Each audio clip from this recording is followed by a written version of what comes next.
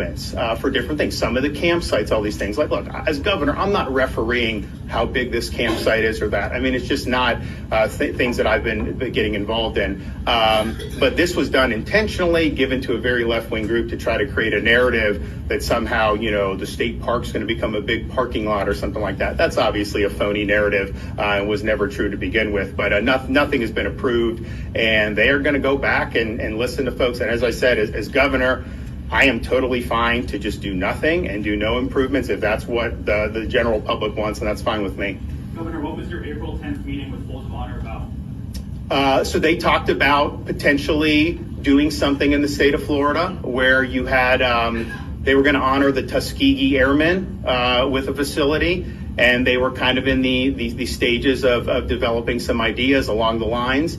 And then helping the military families and helping the families of first responders. I think they've given a lot of money over the years. Of course, they have operations throughout the country where they've given millions and millions of dollars to fallen, the spouses and dependents of fallen service members, injured service members, and then they've recently expanded that into first responders. And so those are the types of things that we've worked awful hard on in the state of Florida. And if we can leverage some of these resources to do it, that could have big benefits for the state. Now, not going to happen at the Camp Murphy site in Jonathan Dickinson, but maybe they will be able to find a site, maybe an existing course where they can rehab, show it some love. They're going to have to raise a lot of money.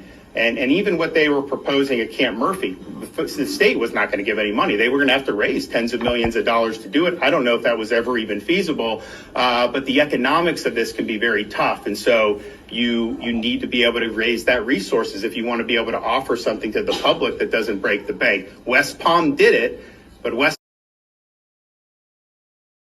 Palm also has access to all those people living across the bridge on Palm Beach who can write big checks. We don't necessarily have that in every part of this state or every part of this country. Governor, two-parter as well, if you don't mind. First one, a report out of Tallahassee this morning.